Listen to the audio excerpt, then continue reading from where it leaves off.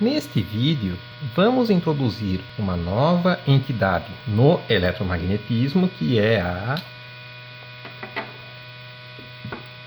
corrente de deslocamento. Ela está intimamente relacionada com a dependência temporal dos campos elétrico e magnético. Nós vimos que a lei de indução de Faraday-Lenz acopla pela primeira vez os campos elétrico e magnético, e isso acontece graças à dependência temporal do campo magnético. Vamos agora retornar à equação de continuidade para a carga.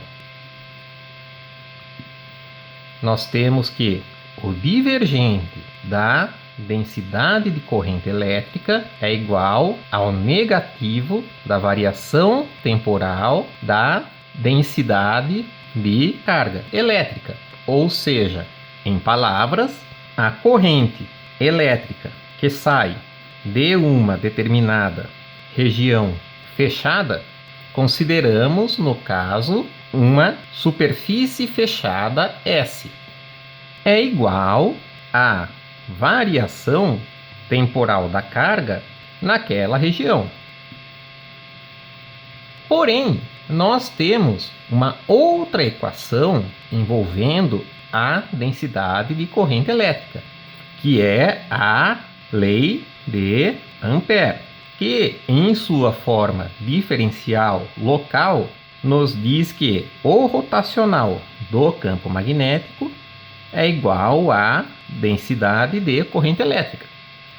Vamos usar aqui um resultado matemático que nós já utilizamos quando definimos o potencial vetorial magnético.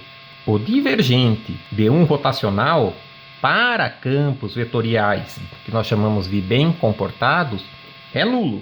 Ou seja, se nós tomarmos o divergente desta expressão, nós teremos que, de um lado, divergente do rotacional de H nos fornecerá zero.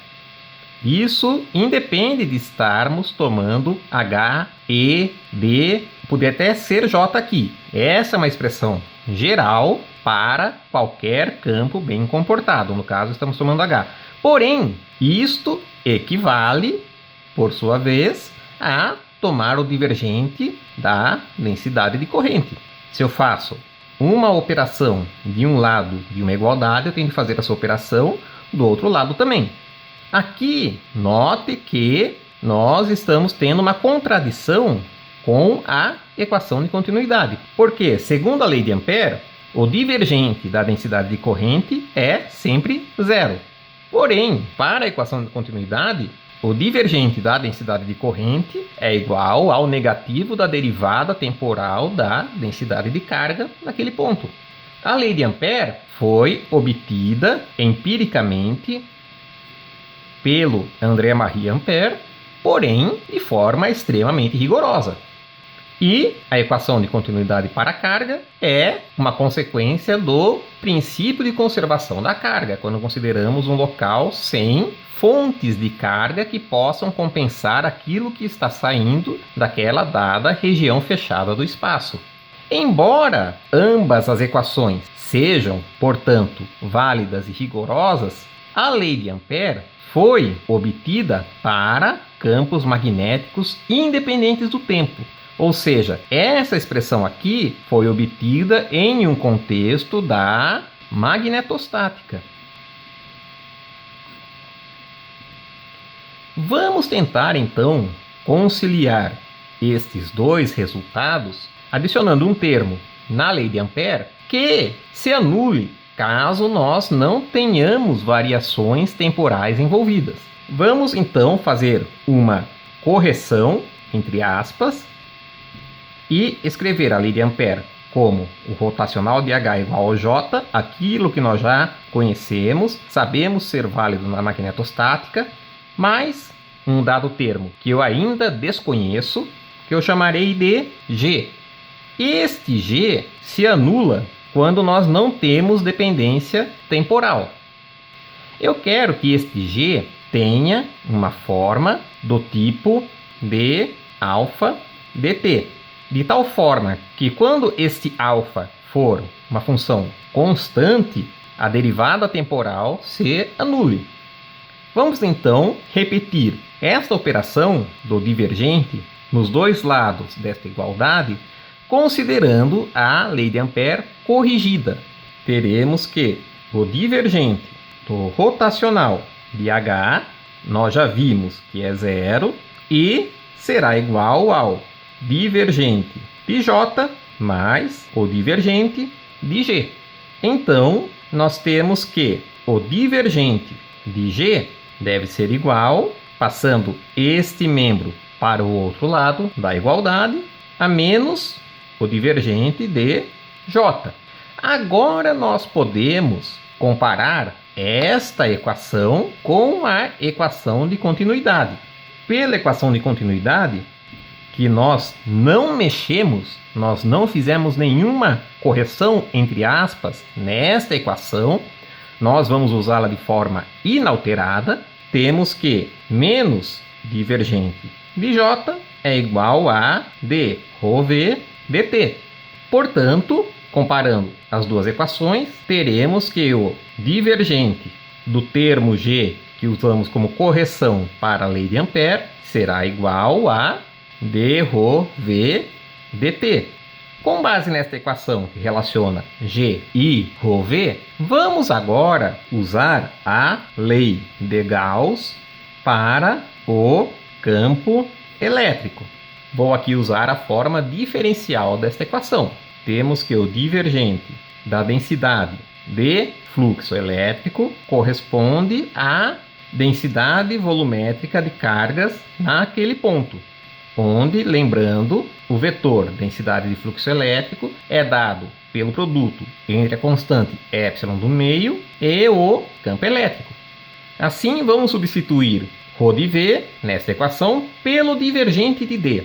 Ficamos então com divergente de G igual a d dt de ρ de V, que é o divergente de D. Uma vez que as variáveis espaciais e a variável temporal são independentes, considerando campos D bem comportados, nós podemos inverter a ordem das derivadas temporal e espacial representada pelo operador del. Teremos então que o divergente da derivada temporal da densidade de fluxo elétrico corresponde ao divergente de G. Assim, tomamos o campo G como esta derivada temporal da densidade de fluxo elétrico. E note que esse termo está de acordo com a nossa hipótese de que seria uma derivada temporal de algo.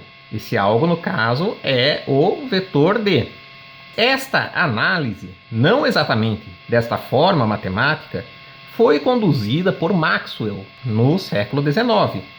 Ele chamou este termo de corrente de deslocamento.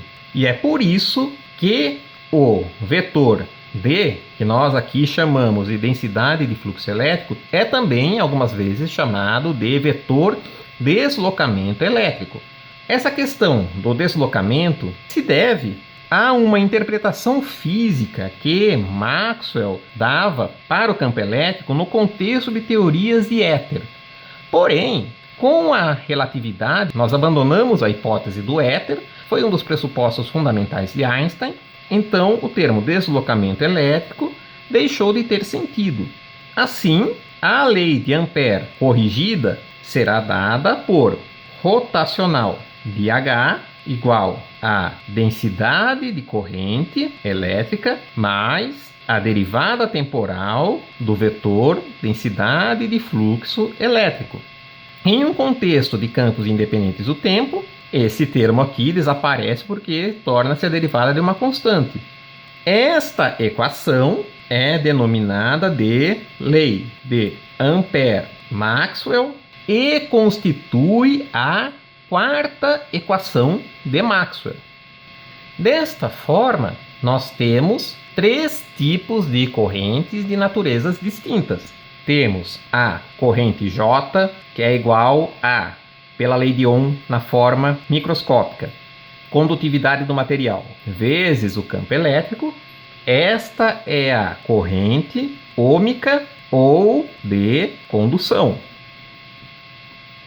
Corresponde àquelas cargas livres do material eletricamente neutro.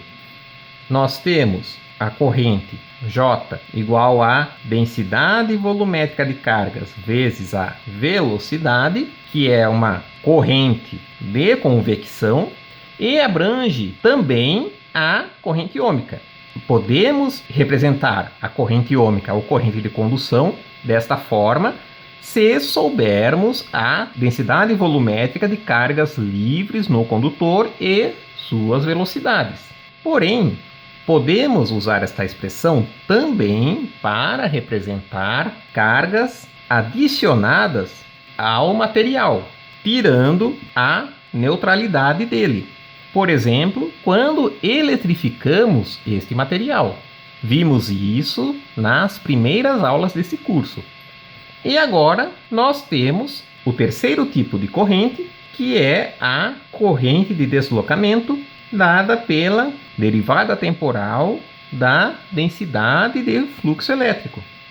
Neste caso, ela não está associada necessariamente a algum tipo de carga. A princípio, é apenas um conceito matemático para tratarmos problemas de eletromagnetismo.